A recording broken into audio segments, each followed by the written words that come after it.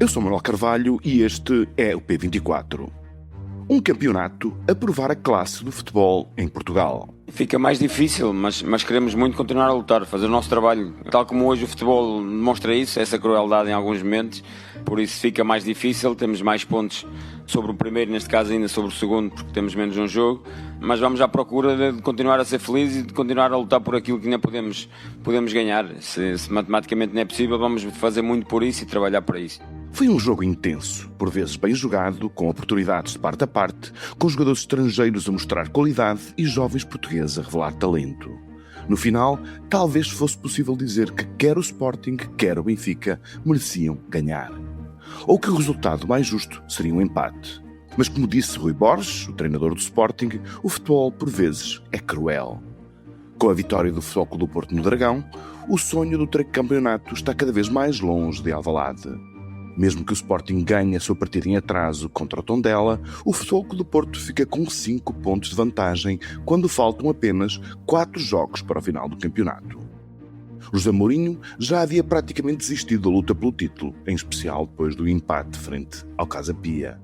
O jogo de ontem, porém, era crucial para as ambições do clube e para o desejo que manifestou de continuar no Benfica na próxima época. A sua equipa continua sem derrotas, bate o seu rival histórico no seu próprio terreno e pode sonhar com a possibilidade de chegar ao segundo lugar e entrar nas eliminatórias que dão acesso aos milhões de euros da Liga dos Campeões Europeus. Nesta luta ombro a ombro, Mourinho não perdeu a oportunidade de entrar nos seus conhecidos jogos mentais. Não tenho feeling. Acho que o Sporting joga muito. Acho que o Sporting tem uma excelente equipa, joga muito bem. Mas mesmo estando aqui e não querendo, obviamente, faltar ao respeito aos donos da casa, acho que tiveram vários jogos esta época que podiam perfeitamente ter perdido pontos e não os perderam e não foi por mérito deles. O Sporting joga muito, o Benfica jogou hoje muito, o Futebol Clube do Porto continua a impor o seu poderio e mais a norte, no Minho, a luta pela quarta posição continua viva com o Braga, o Famalicão e o Gil Vicente a continuarem na luta. Também por aqui se prova a qualidade do campeonato português, que para lá de ter mostrado, e no caso do Braga, continuar a mostrar o seu músculo nas competições europeias, nos tem proporcionado bons jogos. Para lá da emoção, da incerteza, que é, afinal, um dos principais ingredientes do futebol. O que nos espera até ao final do campeonato, oportunidade para falarmos com Nuno Sousa, editor do Desporto do Público. Este é o P24, o seu dia começa aqui.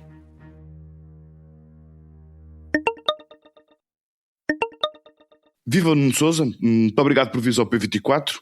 Tu dirias que com os resultados deste domingo em Alvalade e no Dragão, o Futebol Clube do Porto ficou a um pequeno passo do título ou nas 4 jornadas que ainda faltam tudo pode acontecer, entretanto? Olá Manuel, obrigado pelo convite. Antes de mais, diria que o calendário e a lógica nos convidam a concluir que o Futebol Clube do Porto é praticamente o virtual campeão da Liga 2025-26, por razões de rendimento e de mérito próprio, porque creio que o Futebol Clube do Porto, mesmo nos momentos de menor produção, se quisermos, coletiva e individual, dadas as alturas, porque são normais as oscilações de rendimento, mesmo nesses momentos, dizia eu, de adversidade, conseguiu ir ultrapassando os obstáculos, com mais ou menos dificuldade, e quando falo de obstáculos, falo essencialmente de obstáculos do calibre daqueles que se prepara para encontrar nesta reta final do campeonato, e passo a enumerar: Estrela da Amadora, Alverca, AFS, que já está despromovido, e Santa Clara. Creio que diante de adversários de calibre inferior, o Futebol Clube do Porto tem sido mais eficaz do que propriamente Benfica e Sporting, com exceção daquele tropeção diante do Casa Pia.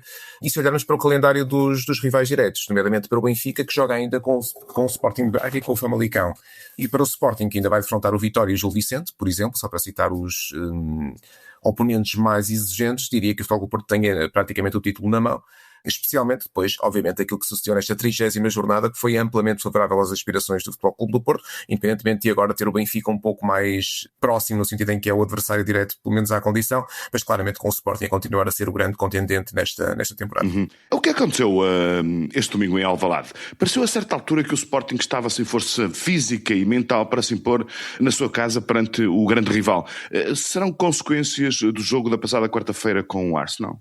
Eu julgo que há claramente essa dimensão de uma equipa que, apesar de ter conseguido formar talento nos últimos anos, e há exemplos claros na equipa principal, Jenny Katamo, o próprio Giovanni Kenda, só para citar os mais claros, acaba por ter um núcleo duro de jogadores que nunca compromete o rendimento coletivo, e esse núcleo duro não é propriamente muito alargado. Portanto, e nesse sentido é normal que o Rui Borges tenha feito para o clássico que também é o derby, na verdade, deste domingo, escolhas idênticas às que fez em jogos de grande exigência, como foi o caso, obviamente, do encontro com o Arsenal na Liga dos Campeões. Portanto, o Sporting não rodou muito e encontrou um Benfica claramente mais disponível do ponto de vista físico. Mais fresco. O Benfica já foi afastado, obviamente, da frente europeia, tem apenas uma frente competitiva para abordar, e nesse aspecto creio que o Benfica surge com essa pequena vantagem em campo. Depois há um lado estratégico do jogo que eu creio que José Mourinho soube dominar com mestria, que foi obstaculizar a forma como o Sporting invade os terrenos interiores no seu momento de ataque posicional, ou seja, as diagonais de fora para dentro de jogadores como Francisco Trincão, essencialmente ele, foram claramente bem acauteladas pelo Benfica, que reforçou a sua componente física no meio campo, com o Ricardo Rios e com o Barreiros a ajudar também Frederic Auschnes,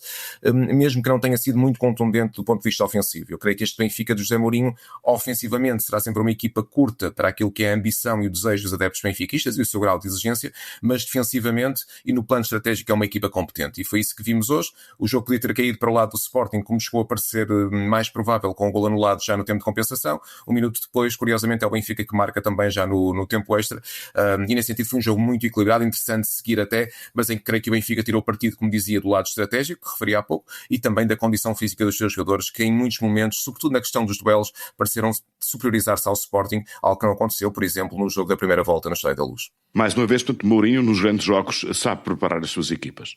Absolutamente. Eu creio que o Rui Borges é um treinador bastante hábil também. Um treinador que tem teimado no bom sentido em mudar o paradigma daquilo que foi o futebol com o Ruben Amorim, até começarmos pelo sistema. Insiste no seu 4-2-3-1 e tem sido fiel e bem sucedido, na verdade, com uma ideia de jogo e uma estrutura organizacional que tem dado frutos. E o Sporting parece-me que, pese embora o resultado continue a ser a equipa que em Portugal melhor trabalha o momento da organização ofensiva ou do ataque posicional, que é indubitavelmente aquele que mais demora a trabalhar e a produzir resultados. Portanto, nesse aspecto eu creio que o Sporting está bem preparado e não fugiu hoje minimamente ao seu ADN. Acontece é que o Benfica foi mais capaz do ponto de vista defensivo. Em determinados momentos também teve um pouco mais de felicidade, uma bola ao poste de Pedro Gonçalves, mas em certo sentido eu creio que Rui Borges também está no lote dos bons treinadores portugueses no plano estratégico, embora José Mourinho, nesse aspecto, claramente com o trabalho que tem feito, independentemente de, em termos de troféus, não terem rendido tantos frutos como nos últimos anos, acaba por ser, enfim, alguma pequena vantagem, se quisermos, nomeadamente em embates desta grandeza entre dois rivais que estão equilibrados em campo. Uhum. Com o Futebol Clube do Porto a 5 pontos de distância do Sporting, que caso o Sporting vença o seu jogo em atraso, e 7 do Benfica, faz sentido dizer tudo que agora a grande prioridade pelos dois clubes, portanto, é a luta pelo acesso, pela possibilidade de acederem à Liga dos Campeões. Como é que uma equipa de futebol reage perante uma derrota num momento crítico como a de ontem, e como é que uma equipa, no caso do Benfica, reage depois de ter sido capaz, portanto, de fazer a prestação e de garantir a vitória que ontem o Benfica ganhou?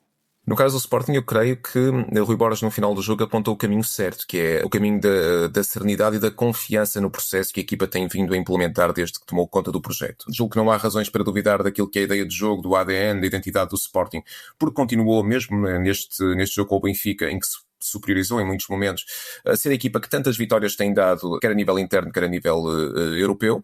Agora, claramente que o momento é delicado, até nesta perspectiva, se quisermos.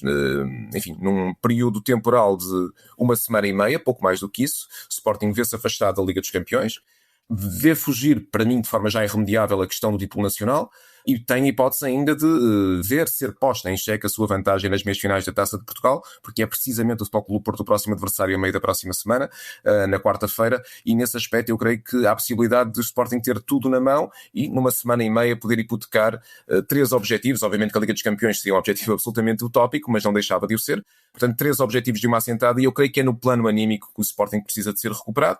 É verdade que tem um núcleo duro de jogadores com muita experiência e com alguma capacidade de lidar com a adversidade, a começar pelos jogadores mais influentes, Ullmann, à cabeça, mas não só, Luís Soares é um avançado também com muita tarimba já, mas por outro lado tem também vários jogadores jovens que se habituaram e vêm a ganhar nos últimos anos e que poderão agora ter de lidar com uma realidade totalmente nova.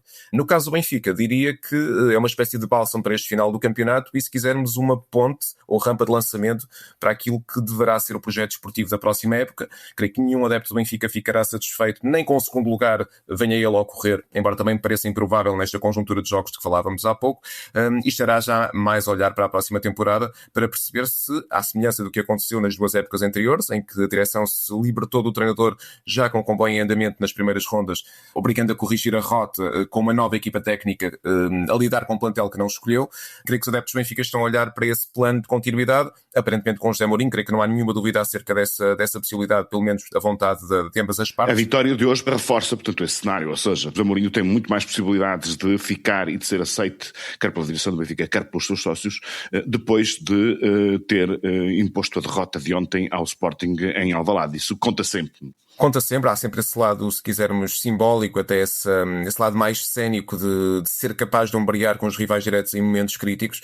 Eu creio que José Mourinho, se mantiver nesta toada até ao final do campeonato e se não perder nenhum jogo, com certeza que se vangloriará no final da época de ter sido a única equipa, provavelmente a nível europeu, que fez 34 jornadas, um campeonato inteiro sem sofrer uma derrota e mesmo assim com o risco de terminar no terceiro lugar. Mas creio que todos sabemos que para o adepto exigente do Benfica, do Porto e do Sporting, esse é uma espécie de um ganho menor ao longo de uma caminhada feita de demasiados fracassos para aquilo que é a bitola de um grande em Portugal e acima de tudo a bitola de um grande que viu chegar a meio da época um treinador de topo, um dos melhores do mundo e que até agora, na minha perspectiva, ainda não conseguiu corresponder às expectativas, nomeadamente no que diz respeito à qualidade da ideia de jogo que implementou, porque como sabemos, nos grandes clubes não basta ganhar, é preciso ganhar e convencer também no plano da estética, se quisermos, ou da arte do futebol que se coloca em campo. A propósito dessas expectativas que tu cita dos adeptos dos grandes clubes, principalmente os 3 grandes, de alguma forma podemos dizer-te que no princípio desta época o outsider seria o Flóculo do Porto, olhando para a crise que tinha vivido, financeira e desportiva, e portanto de alguma forma estar a 4 jornadas do final com 5 pontos de avanço sobre o segundo, tu dirias que é uma surpresa? Diria que é surpreendente a forma como o Futebol Clube do Porto encontrou um patamar equilibrado de rendimento e de rendimento muito aceitável, muito positivo em determinados momentos, tendo em conta aquilo que era o contexto. Ou seja, Farioli produziu muito depressa, creio que essa é a grande surpresa, pelo menos para mim, da versão de 2025-26 do Futebol Clube do Porto, e produziu muito depressa num contexto totalmente novo, em que não só integrou um novo campeonato com uma nova realidade cultural, mas acima de tudo herdou e construiu, ajudou a construir, há que sacar-lhe o mérito também, um plantel com o qual teve de trabalhar de raiz a partir do zero. E a verdade é que o Futebol Clube do Porto, logo desde a pré-temporada, começou a dar sinais encorajadores, começa a temporada, nomeadamente no campeonato a todo vapor, e creio que há ali um período de oscilação, sobretudo na Liga Europa, na fase Liga da Liga Europa, em que pode ser gerada alguma dúvida, mas em rigor eu creio que Farioli teve o mérito de nunca permitir que essa dúvida se alastrasse ao contexto nacional, e o Porto tem sido absolutamente dominador no campeonato. Depois há uma outra questão que me parece absolutamente nuclear nesta temporada.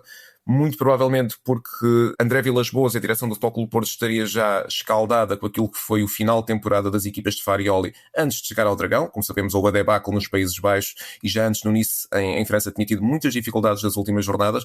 Houve um reforço fundamental da equipa no mercado de inverno, com verdadeiros reforços, no sentido da palavra, não apenas contratações, que acabaram por ser determinantes da forma como o Futebol Clube do Porto conseguiu este ponto de equilíbrio entre a frente europeia, de que agora se despediu recentemente, obviamente, e o resto das frentes domésticas, porque a rotação que fez o plantel Farioli, que tem feito nomeadamente nas últimas semanas, em particular a partir dos meses de dezembro e janeiro, contribuiu e muito para a taxa de sucesso que o Futebol Clube do Porto tem alcançado até agora em termos de vitórias, mesmo que do ponto de vista da qualidade exibicional tenha havido as oscilações que são absolutamente normais em temporadas tão longas como aquela que a equipa do Futebol Clube do Porto está a viver. Nuno, uma palavra final sobre a disputa pelo 4º lugar, que envolve 3 clubes do Minho, vizinhos. Também por aí nós vemos, portanto, partidas e jogadores com muita qualidade.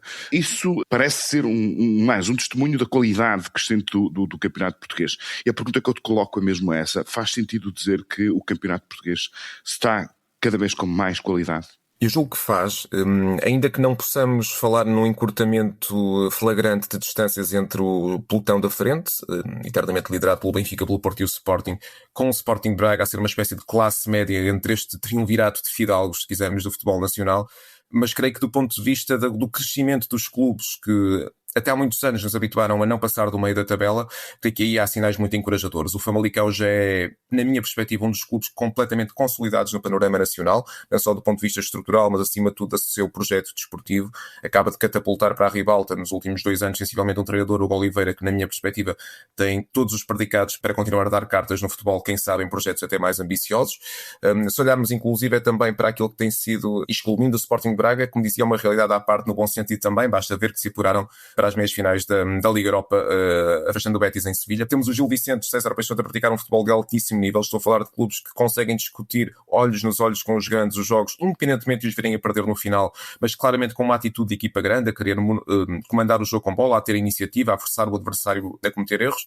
E até se quisermos, alargando um pouco e para terminar o raio geográfico à região do Minho, percebemos que clubes muito pequenos em termos de dimensão, como o Moreirense, têm conseguido competir e equilibrar-se e manter-se reiteradamente na Primeira Liga com um investimento relativamente modesto face àquilo que é a média mesmo para a Liga Portuguesa. E nesse aspecto há aqui 4 ou 5 clubes, também Vitória, obviamente, é um Vitória que um clube de uma dimensão claramente diferente, mas há aqui 4 ou 5 clubes, o Estoril também, enfim, tem uma excelente ideia de jogo, sobretudo ofensivamente, e conseguiu fazer um campeonato interessante.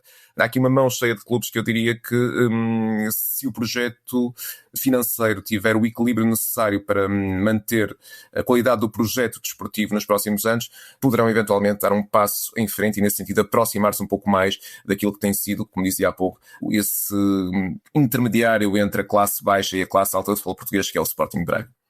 Muito bem, Nuno Sousa, muito obrigado pela tua participação neste episódio do P24. Foi um prazer ter-te aqui connosco. Um abraço e até breve. Um abraço, Manel, e obrigado.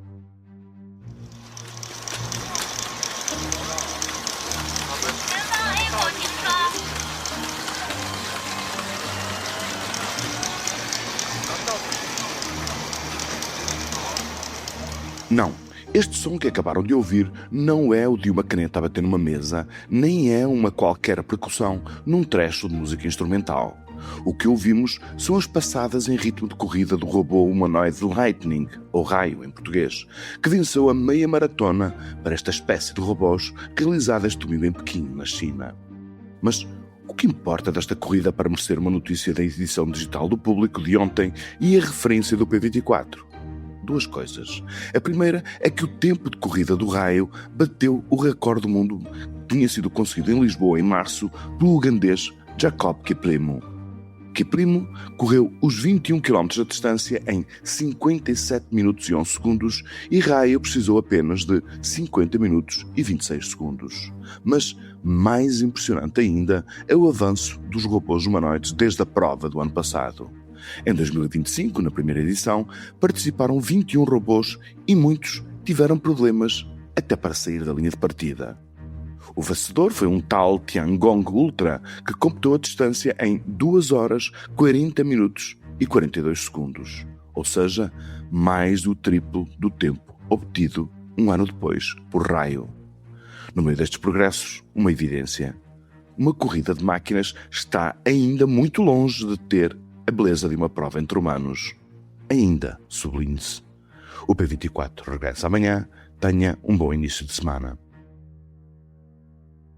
Para não perder os novos episódios, subscreva este podcast do Público na sua aplicação preferida. Para além deste programa, há mais para descobrir em público.pt/podcasts. O Público fica no ouvido.